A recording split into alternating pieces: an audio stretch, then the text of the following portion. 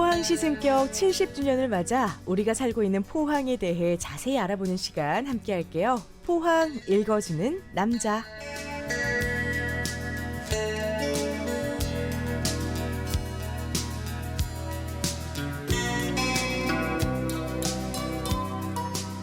포항 읽어주는 남자, 이 시간은요 이재원 포항지역학 연구회장과 함께합니다. 안녕하세요. 안녕하세요. 네, 오늘도 일찍부터 오셔서 스튜디오를 밝혀주고 계셨습니다. 네. 자, 오늘 어떤 이야기와 함께 오셨을까요? 예, 이제 좀 지역 이야기를 좀 드릴까 하는데요. 우리 포항은 남구, 북구 29개 읍면동이 있습니다. 네네. 그래서 면적으로 치면 서울보다 넓어요. 오, 네, 그렇군요. 그렇죠. 인구는 워낙에 비교가 안 되겠지만 네. 그러다 보니까 면적이 넓은 만큼 이야기거리가 많을 텐데요. 그중에서 특별히 오늘은 구룡포부터 한번 알아볼까 합니다. 이야, 저 서울보다 면적이 넓다는 이야기에 그렇죠. 처음부터 우와, 자, 입을 크게 벌리고 시작을 하는데요. 자, 오늘은 많은 분들이 즐겨 찾는 곳인 포항의 구룡포 읍에 대해서 그럼 자세히 알아보도록 하겠습니다. 어떤 이야기부터 시작해 볼까요? 구룡포는 처음부터 마을 이름은 아니었고요. 그냥 포구의 하나의 이름이었습니다. 구룡포. 네. 우리 조선시대는 이 지역이 저때 말씀드렸듯이 이제 4개의 군으로 이루어져 있었는데 우리 구룡포 같은 경우는 장기에 속하고 있었고요. 장기군 북면이었습니다. 그 북면이 내북면, 외북면으로 나눠지면서는 이제 외북면이었고요. 네. 그 4개의 군으로 내려오던 것이 1914년 일제강점기 때 이제 영일군으로 통합이 되면서 우리 구룡포 지역은 영일군 창주면 구룡포리가 되었고요. 이게 42년도에 이제 구룡포 읍성격이 됩니다. 그리고 아시다시피 95년도에는 포항시 남구 북구가 합쳐지면 포항시와 영일군이 합쳐지면서 네. 포항시 남구 구룡포 읍이 되었죠. 그래서 오늘에 이르고 있습니다. 변천사가 그렇게 되는군요. 예. 그런 광명화가 진행이 되면서 포항시 남구로 편입이 됐습니다. 영일군에서도 이제 읍면제가 실시되면서 제일 먼저 포항면이 포항읍이 되는데요. 그게 1931년 이야기고요. 네. 그 다음으로 업이 된 곳이 구룡포입니다. 1942년도에 구룡포 업이 됐는데 포항 다음으로 업이 될 만큼 그 구룡포가 발달했다는 거는 컸군요. 그만큼 업이 발달을 했다는 거겠죠. 네. 사실 지금도 대부분 구룡포 하면은 뭐 대게, 과메기 이런 해산물을 먼저 떠올리실 건데 그러다 보니까 구룡포에 그런 어업을 쫓아서 일본 사람들이 많이 건너오게 됐죠. 일제강점기 때. 그러다 보니까 근대의 아픈 역사를 간직한 곳이기도 합니다. 그 일본의 문화가 구룡포에 가면은 그렇죠. 이렇게 또 거리로 조성이 돼 있잖아요. 근데 맞습니다. 거기에 그게 이제 연원이 되는 셈인데요. 아무래도 우리나라의 근대화 과정이 일제강점기랑 겹치는 것이 사실 뭐 불행스러운 일이죠. 네. 어쨌든 그래도 근대가 그렇게 시작이 되었는데 구룡포는 제일 먼저 이 방파제를 조금 우리가 주목할 필요가 있는데요. 네. 1926년에 구룡포 방파제가 축제가 되었습니다. 그러다 보니까 좀 더 어업이 가능한 곳, 그런 곳이다 보니까 당시에는 지금처럼 기계화되는 어떤 그 어선들이 아니니까 전부 어민들이 하셨죠. 그래서 그 한 배에 고깃배에 수십 명의 어부들이 타는 그런 고깃배가 수백 척이 들었다고 하니까 뭐 수천 명이 네. 구룡포에 있었으니까 정말 발 디딜 틈 없었던 구룡포다.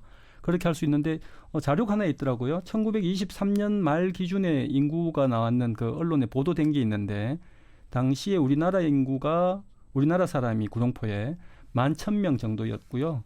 일본 사람이 한 728명이었다고 합니다. 그만큼 일본 사람이 많았던 거예요. 많았네요. 네. 근데 지금 구룡포가 10,000명이 안 되거든요. 그럼 당시에 구룡포 인구가 얼마나 많았는지를 알 수 있죠. 그러니까 어업이 성하게 되면서 사람들도 많았고 거기에 일본인들까지 구룡포로 많이 건너왔었다라는 걸 또 자료로도 만나볼 수 있군요. 그러다 보니까 이제 당연히 집을 짓고 또 어민이다 보니까 이제 좀 어떤 주술에 기댈 수밖에 없으니까 뭐 절도 있고 신사도 있고 네네. 일본 사람들이 이제 그렇게 했는데 네.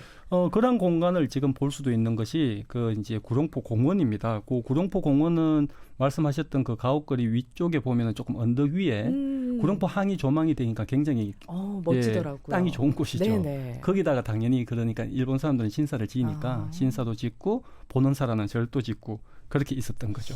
저는 그냥 이 전망을 바라보기 위해서 힘들게 올라갔던 기억이 있었는데 거기에 절이 있었던 거군요. 주변을 제대로 못 돌아봤네요. 예, 맞습니다. 그리고 구룡포 신사는 1913년에 지어졌거든요.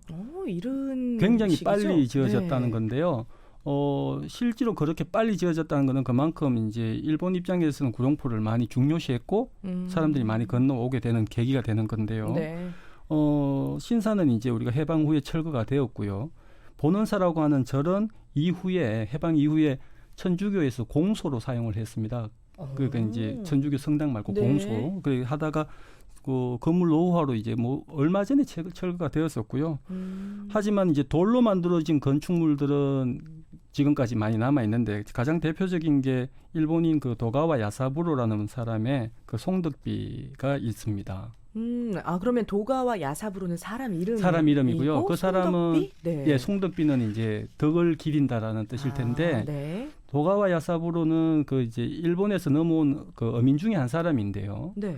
그때 이제 일본 뭐 그 오카야마현이라는 데서 많이 오고 네네. 그랬다는데 장기 처음에 왔을 때는 모포에서 있다가 이제 구룡포로 이주해서부터는 지금 이제 수협의 전신이라고 할 수 있는 것이 구룡포 어업조합입니다. 그래서 구룡포 어업조합을 1922년 설립하고 조합장이 되는 사람인데요. 네.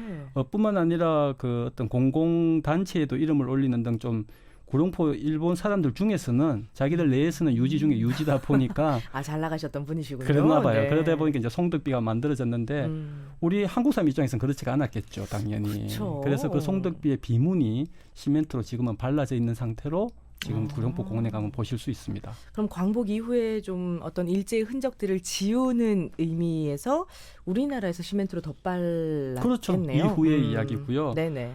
뿐만 아니라 여러 가지 이제 석조 건축물들이 남아 있는데요. 네. 또 하나 말씀드리고 싶은 거는 제국 제양군인회. 그러니까 제양군인회가 제국이기 때문에 일본 사람들입니다. 네. 일본 제국 제양군인회에서 만든 그 기단이 하나 그 기단 상태로만 남아 있는데 그 시절에 보면은 여러 자료를 보면 충원탑 같은 것들을 이 사람들이 많이 만들었어요. 제국 제양군인회가. 그래서 그 만드는 기단만 남아 있는데 하나 아쉬웠던 것은 또 속상하기도 한 것은 해방 후에는 그 기단에다가 우리나라 충원탑을 재활용이라고도 하기에도 좀 이상한. 예, 그래서 또 항의가 들어오니까 결국 충원탑을 다시 옆에다가 새로 만들긴 했는데 네. 좀 너무 그러네요. 조작하기는 네. 그러니까 마찬가지인 것 같습니다. 뭐 충원탑의 의미가 있는데 그 기단이 일본에서 세운 거라 그러면 확실히 그 뿌리가 다른 그런 그렇죠. 건데 맞습니다. 처음부터 제대로 만들었다면 더 좋았을걸요. 이게 이제 구룡포뿐만 아니라 지난번에도 한번 언급을 드렸는데 송도에도 그런 게 있거든요. 네. 그래서 이게 정말 재활용의 문제가 아니라 조금 더 의미를 두고 좀 더 기리는 어떤 좀 그런 부분이 좀 아쉬웠던 것 같아요. 조금은 안타까운 부분인 듯합니다. 네. 네, 맞습니다. 네. 이제 구룡포 공원에 가서 이제 또 빠뜨릴 수 없는 것이 오르락내리하는 그 계단이 있었잖아요. 힘들었어요. 예, 그 계단이 이제 돌계단인데 네. 그 옆에 보면 돌 기둥이 있죠. 마찬가지로 돌 기둥은 또 일본 그 당시 무슨 조합장 이런 유지들 그 사람들의 이름들이 새겨져 있었는데 해방 후에는 그 이름이 보기 싫었을 거 아니에요. 우리나라 사람들은. 그래서 그거를 아예 거꾸로 다시 박아놓고 그 이름 위에는 그냥 시멘트로 또 덧칠을 했는 그렇게 지금 남아 있습니다. 그렇군요. 그 기둥에도 그런 이야기가 또 숨어 있군요. 네. 이제 그 공원 이제 계단을 우리가 둘러봤는데 그 일대를 용줄이라고 그 지명은 그렇게 되어 있는데 네. 그 일제 강점기 때는 가장 번화했던 곳이거든요.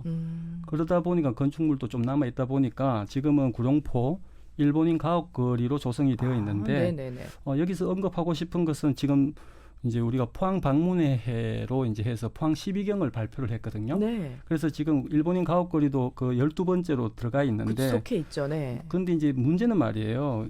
그러한 근대 유산을 어떻게 바라보느냐는 조금 차이가 있는 것 같아요. 네, 어떻게 보세요, 회장님께서는?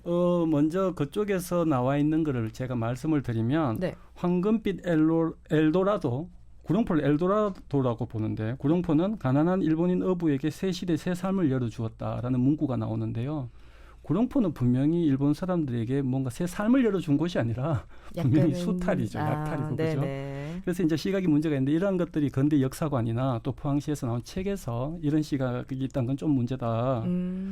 그리고 가보면은 이제 좀 일본풍의 어떤 거리가 조성되어 있다 보니까 좀 젊은 친구들은 그냥 일본인 전통 의상을 입고 거기를 이렇게 활기하면서 마치 관광지 온 것처럼 그렇게 하는데 체험 문화처럼. 그렇죠. 실제로는 이게 역사의 현장이어야 되는 것이 그냥 방금 말씀한 체험으로만 끝나는 것이 좀 아쉽죠.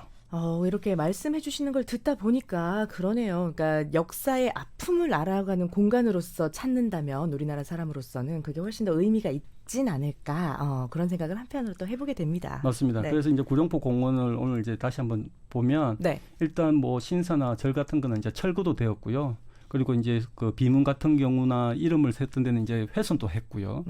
하지만 또 밑에 보면은 그냥 어떤 검정 없이 가옥거리가 이렇게 돼서 마치 그냥 체험 현장으로 관광객이나 유치하는 그런 듯한 모습이 보여서 좀 안타깝고요. 좀 더 어떤 역사를 바라보는 시각을 한번 다시 생각해 볼 때가 되지 않았나 생각합니다. 네. 그리고 요즘 또 그 시대가 시대다 보니 그 일본과의 관계에 있어서도 좀 많은 생각을 하게끔 만드는 오늘 시간이 아니었나 싶습니다. 포항 읽어주는 남자. 오늘은 마무리를 하면서도 마음 한켠이 좀 무거워지네요. 고민을 좀 많이 해봐야겠습니다. 자, 지금까지 이재원 포항지역학 연구회장과 함께 했고요. 이렇게 좋은 말씀을 매 시간 많이 해주시다 보니까 저희 애청자분께서 회장님께 이 선물을 하나 주셨어요. 네, 요거 차 선물이 들어와서 깜짝 놀랐습니다. 그렇죠. 네. 이거 인증을 해야죠. 저희는 꼭 전해드렸습니다. 예, 네, 잘 감사합니다. 받으셨죠? 예, 고맙습니다. 우리 9703님께서 포항 읽어주는 남자로 항상 수고해주시는 우리 회장님께 또 이런 소정의 선물을 주셨는데 감사의 인사 한 번 더 부탁드릴게요. 그분이 인도에서 보내주셨다고요? 그러니까요. 인도차를 또 보내주셨어요. 예, 감사합니다. 늘 이 그 좋은 소식 전할 수 있도록 열심히 노력하겠습니다. 감사합니다. 네, 차 한 잔 또 드시면서 다음 주 이야기도 고민 잘 해주시길 바라겠습니다. 그러면 지금까지 이재원 포항지역학 연구회장과 함께했고요. 다음 주 이 시간에 또 뵙도록 할게요. 고맙습니다. 감사합니다.